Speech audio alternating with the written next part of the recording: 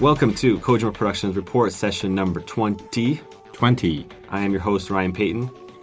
I am co-host Ken Imaizumi. Kenichiro Imaizumi. Yeah. Producer of MGS4. Welcome back to Japan. Yeah, welcome back. I kind of miss, staying in the U.S. You do? Yeah. You were there for a long time. Yes, for 17 days. Whoa. 17 long business trip. Right. Yes. E3 business, most of it. Most of it, yeah. And we had some kind of like a secret meeting too. Right. One of the secret meetings was with Logan. Yeah, Logan. And they're going to be working on another project with us. Mm-hmm. And yes, that was our previous session, and we talked with Alex, your old buddy from school, from art school. Yeah. That was fun. I was kind of shocked. Right. That's because, because he knows my background. Right. He knows everything, what I did. So I was like very careful, to choose the word. Right. Oh, you're pretty. Don't say Alex, okay, or something. Oh yeah. Don't talk about the stuff, I see. Alex, okay. So that's why you're nervous. I see. I was a little nervous. Right. Well, yeah. You're pretty chatty during. I thought. No, not really. So yeah, we just got back from the States, from Los Angeles, but now we're already thinking about our next trip. Next trip, yes. And we're planning for that. And what, next month? Yes, next month. So pretty soon. Yeah, pack your bags. And it's there are so many business trip. Right. Okay, almost like every month. Yeah, I'm going somewhere next week. I'm going to Where are you going? San Diego next week. For what? For MPO business. Okay. And yeah, so we're very, very busy, but hopefully we can do a passport when we go to the next research trip next month. That'd be fun. Yeah, that's right. Because we forgot to shoot. I mean, not forgot. We didn't have a time. We didn't have any time. We brought the camera everywhere we went. Uh-huh. But it's like just getting that time, and then not only having the time, but having a place to do it. Because we can't have, music in the background. We can't have, Square Enix logo in the background and things like that. So yeah, you ready to get into the mailbox? Because we have a lot of mail that we haven't responded to for quite a while. Yes. The first mail is from two people, actually. One is named Solid Snake 88, and the other one is named Helix 2, and they're both from Israel. Mm-hmm. And they said, "Dear Ryan and Ken, son, mm-hmm. we saw that in the Show Maybe magazine, there's an ad for Metal Gear Solid 4 with Hebrew lyrics in the background. And we noticed that there was a song playing in the E3 trailer, and we wanted to ask you if you have any more details about the song. For example, who wrote those Hebrew lyrics?" And they said it was very well written, by the way. Oh, great. So yeah, just to kind of rewind before we go into the question or our answer, is in our E3 pamphlet, the Show Maybe, page 4 and 5, we've got Metal Gear Solid 4 ad, and it's got the logo on top, and in the back, it's kind of like a shadowed, like a blackened, kind of faded out text in the background. It's all Hebrew. And yes, that is in fact the lyrics to the song that is played in the new trailer. Right. So who wrote that song, Ken? That was done by Hideo. Yeah. Mr. Kojima did the whole thing. Yeah, and just to specify, he didn't write it in Hebrew initially. Right, that's right. Yeah, but he wrote it in Japanese. And then, well, he might have a talent of... He might. I haven't asked him if he knows Hebrew. But yeah, he wrote it in Japanese. Then we had it translated into English. Mm-hmm. And then we had it also then translated into Hebrew. Right. And then we found somebody who could sing in Hebrew. Mm-hmm. And we recorded. And yeah, it was a cool project. And it turned out great, I think, that song. Yeah, I think so, too. The song is really, really sad story. I mean, sad story. Do you remember? Yeah, I saw the initial Japanese text, and yeah, it is pretty. But it fits the trailer really well. True, and it fits the game. So, yeah, I think we were more than happy with the way it turned out. Yeah, I think so. Yeah. So I hope that answers your question, Mr. Solid Snake 88 and Helix 2. Son. Mm-hmm. And you ready to go on the next question? Okay. Okay, the next question is from Mind Killer. Mind Killer. U.S., and he's from the U.S. Mm-hmm. So Mind Killer writes, Ryan and Ken, great job on the show, maybe. I've read it all the way through several times, and I'm very impressed by the quality. But you got to give us the inside scoop on the Dear Mr. Kojima 360 two-page spread. There's got to be a good story behind this, he says. Was it your work, Microsoft's sly marketing, or a total joke from Mr. Kojima himself? And actually, so that's the question. I know that's good question. It is a good question. I think Ryan, you know much more than. Well, a lot of people have been asking this, and I'm surprised because, all right, the show maybe it's a parody of the show Daily, and just like the show Daily, we have ads from Microsoft, Sony, and Nintendo. So this is Microsoft's ad that they prepared and they presented to us to be put in our E3 pamphlet. So yes, this was their idea. We said, hey, you have 2 pages, do whatever you want. And I thought that was really cool what the Microsoft guys did because they came up with this really unique, original idea. They didn't just put a simple ad about 360 and said, hey, here you go. They really took advantage of the opportunity, and they had this idea to put Dear Mr. Kojima on there. And, of course, Mr. Kojima saw the show maybe beforehand, and we did this very thorough check. And he said that, that's a cool ad. And so it just stayed as it was, as Microsoft prepared it, and that's how it is. So, yeah, it was all Microsoft's idea. Yeah, that's really cool. I mean, Dear Mr. Kojima, jump in. Jump in, yeah, exactly. Jump in, kind of join us, I think it was there. Yeah, join us to the 360 world. Right. Yep. Well, it's always fun to go to America on a business trip because you can see just how popular the console is. Like, it kind of blows me away because we're always in Japan where it doesn't sell as much. But when you go into, like, the stores in the U.S. Yeah, that's right. I mean, the 360... the shelves are really big in U.S. game store, and like some people from Japanese game company are really surprised because the 360s are such a big in the United States, and I was like, yeah, it's hell yeah. Well, yeah, it's fun. I've been playing a lot of it lately. Oblivion, playing a lot of Oblivion, Call of Duty 2. Your favorite? I love American RPGs. But yeah, Call of Duty 2 is very fun. And that's coming out in Japan very soon. Yeah, pretty soon. In June? Yeah, from Konami. Yeah, they're publishing it. Yep. That's very exciting. We better wrap up the show. Yes. Thanks for joining me, Ken. I'm going to lead into a section that I've prepared at E3. Okay. But this is going to wrap up the Ken and Ryan show. Notice your name is first. Oh, okay. But before we leave, I know many listeners want to get their hands on the show maybe. Sure. Yeah, that's right. So maybe we should have some kind of contest, trivia. Yeah? What do you think? Yeah, sounds good. Is that cool with you? Yeah, it's cool. Cool for me. So what I'm thinking is 5 copies. Only 5? I think maybe we should go for 10. How about 5 this week? No, 5. No, 10. How about 5 this week, 5 next week? Sure. All right. There is the compromise. Good. See, we can work together. Yeah. This is great. So, week 1 of the Show Maybe contest, let's have a trivia question. And the first 5 that write in with the correct answer will send you. Be sure to write your address on your submission. Don't forget your address. Don't forget your address.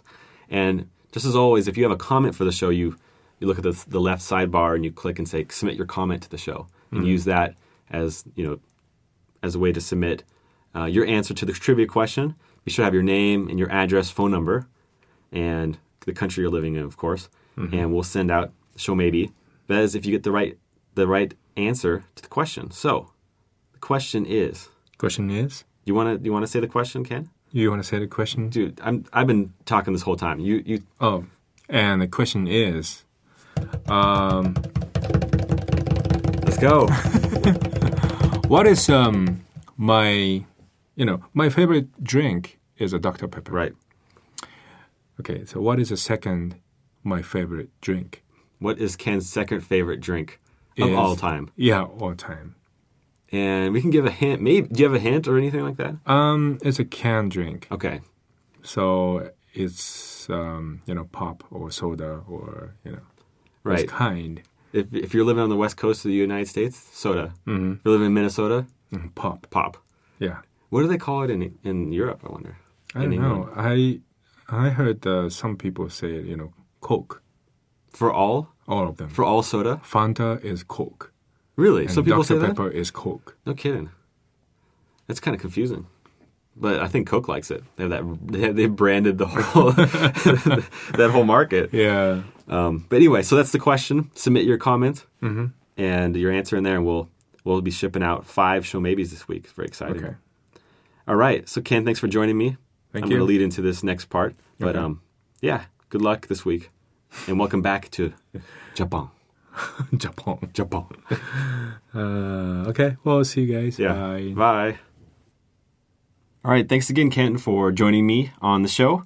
And now I'd like to take this opportunity to play back a few conversations that I had with some editors over in the States during E3. I took a lot of interviews talking about Lunar Nights, a game that I've been working on quite diligently with the rest of the Lunar Nights team here. And I got a number of my old friends. I met a lot of new writers and a lot of new editors at E3 as well. But we all had this really good talk about Lunar Nights throughout the 3-day show. And during some of the sessions, I had my recorder there, and I recorded a few minutes of the talk that we had. So I kind of mashed these together, and just thought it'd be kind of fun to play them back for you. So to start off, let's play back a conversation I had with EGM, Electronic Gaming Monthly's editor Shane, who's a good friend of mine. And we chat a little bit about Lunar Nights. So let's play that clip. The demo, though, it felt a lot less stealthy than Boktai. That's intentional? Yeah, it's a lot more. I noticed I never at any point tapped on a wall. Can you even tap on walls anymore? I'm glad you brought that up because for the E3 build, we wanted to have it more action based, but something that we're putting in the game. I thought it was good. I thought that it's like Vampire Metal Gear Solid. It was fun. No, I wouldn't worry about it because we're gonna have those Lucian or those the stealth parts in the game as well. Okay. But you're not gonna be knocking on walls anymore. This is something pretty cool because he has Octocamo. What? Yeah, I wish that'd be cool. But he's gonna have. You can if you blow in the DS, he'll whistle. Oh, really? That's pretty cool. And then the enemies will come back. So that's pretty cool. That's in the alpha build and not in E3. So with the shooting and the flying and more action, it's more variety. It's less of a Metal Gear ripoff, kind of. Because Boktai, as cool as it was, it did kind of feel like, oh, this is like Metal Gear for kids with vampires. It makes sense though because a lot of the guys on MGS2 were working simultaneously on Boktai. Right.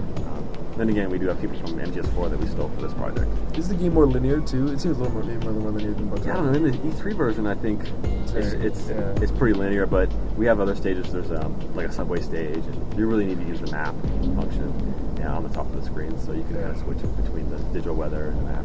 It also seems more futuristic too. It is.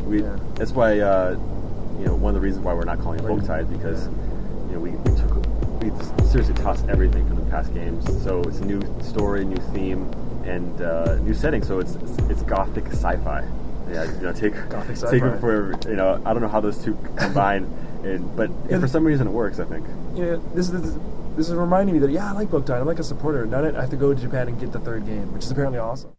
All right, thanks again, Shane, for joining me and talking about Lunar Nights. Next up is James Milkey, who joined me in the interview room to interview me for the 1UP show. And this is a little bit of what we chatted about. Let's play that clip. The game first, and then we'll... Actually, can you guys do me one favor? What? What, Cesar? Cesar, now what? You and your demands. Can you hold it this white so I can white bounce real quick? Sure. I'll do it. Because you're being so difficult. Yeah. We're about to smash your Let's do another rock party tonight. Dude, I wanna. I had enough music to go for another 3 hours. It's a brand new game, brand new franchise, brand new world, brand new hero. No more sun sensor. But you've got sun elements. We do. You're reliant on the sun. Not only are you reliant on the sun, but you're also reliant on the moon and the whole day-night cycle. Right. We're bringing back the weather feature from previous games, but for this new franchise, we're using the top screen, and it's not just the sun and a moon cycle that goes up on the top screen. It's also going to have rainstorms and thunderstorms, and that's going to affect all the gameplay, all the action RPG gameplay that goes on the bottom of the screen. So, can you tell us a little bit give us some examples about what the day and night cycles and the weather, and how does that actually affect the gameplay itself? What happens? What does one thing trigger in another? Sure. The weather cycles on the top screen. It only affects the bottom screen, the action RPG gameplay. It doesn't only affect it visually. For example, if the sun's out, the stage is going to be lighter. If the moon's out, the stage is going to be a lot darker. But it's going to, depending on the weather, you're going to want to change your character. So there's actually two main characters in the game. There's Lucian, who's like this dark character who's powered by the moon, and there's Aaron, who's a lighter character and he's powered by the sun. So you can swap instantaneous between them by pushing the select button on the DS. So that really affects the gameplay because, and also depending on what monster you're fighting, you might want to use Lucian, who wields a sword, or you might want to use Aaron, who uses guns. And he's got these two like John Woo style guns. He just goes sidearm, just like Milky would if he was in a game, I think. Yeah, I would. All right, but and also it's not just the sun and moon, but we also have, like I was saying, rainstorms and thunderstorms. That affects the gameplay as well. So if it's raining down, puddles will start collecting on the ground, and it'll lift up blocks that will let you cross over to previously inaccessible areas. Thunderstorms will, like a lightning strike, will light up the bottom screen, and it'll reveal an item that was hidden in the shadows. Windstorms will let you kind of fly across a cliff and things like that. So yeah, we have so many different ideas about how to use the top screen, and I mean that's like the basic concept of Lunar Nights is just using the DS as best as we can. Do you want to continue these quests in a certain order so that you can progress the storyline, or is it more casual so that you can go and fulfill all these side quests for whatever reason? Yeah, it is linear in the sense that there's going to be like stage 1, stage 2, stage 3. But the way that we're mixing it up is at the end of stage 1, it's going to run into this 3D shooting section that we're really excited about.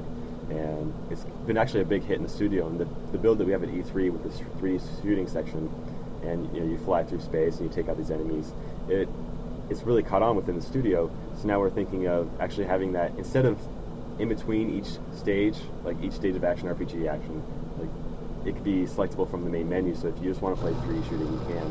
Because we're integrating more and more gameplay elements into it, like power-up items and cool boss characters in there. And it's like kind of coming up into its own as a standalone gameplay feature. And where we just thought it was something that would mix up the action RPG stuff and just give the player a little bit of variety. But now it's becoming much more bigger than that. And you've been in Japan recently, and you know that the DS is so hot there. It's totally hot. And it's still, my brother's birthday was in January, and I promised to get him a Nintendo DS Lite. And you couldn't. And I was going to bring back one for E3 and hook him up with one, but I couldn't. And it's been 2 months since the Nintendo DS Lite came out. And you still can't get him? Yeah, so my brother's birthday present is about 4 months late. And I blame the popularity of the DS. But some sibling you are. I'm an awful older brother. But yeah, it is exciting to be on a Nintendo DS project because it's buzzing so much in Japan, and everyone wants to. There's a lot of creative things you can do with the DS. It's nice to see people actually start to take advantage of the hardware and do stuff that isn't just like you said, just a port or a lame conversion of something. Right, that's the key. I mean, if you're going to do a DS title, you really need to take advantage of the hardware, and if you don't, you almost have a guaranteed failure unless it's some really really big franchise or a kiddie franchise where people only care about the license. And one thing that you're going to see coming out of Kojima Productions, and this is pretty exciting for the studio, is that with Lunar Nights, the translation is going to be incredible. The English is going to look like it's not going to seem like it came from Japan. Uh-huh. And just like the MGS4 trailer this time, I think the English is I don't think Metal Gear has ever been this good. Yeah. In terms of English, like the lines are really sharp, and we're working with a really good editor. Yeah. And that was good stuff. Lunar Nights coming this winter. Thank you, and with no crazy peripherals either, huh? No crazy peripherals. all in the little cartridge. That's right. That's awesome. That's a very sweet DS Lite. Thank you. Is it yours? Yes, it is. Oh, nice. It's not. Where's your bros? Yeah, I took this for myself. All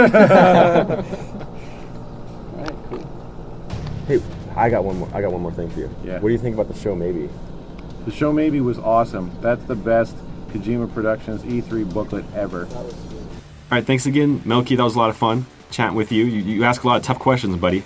But I'm looking forward to have you back on the show another time.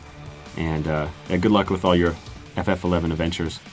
So anyway, that's going to wrap up the show. Thanks again for joining us on the 20th session of the Kojima Productions Report.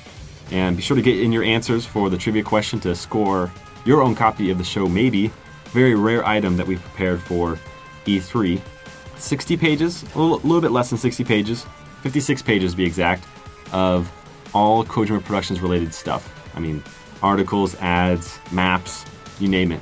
And even if you haven't seen the show daily, the publication that we did a parody of.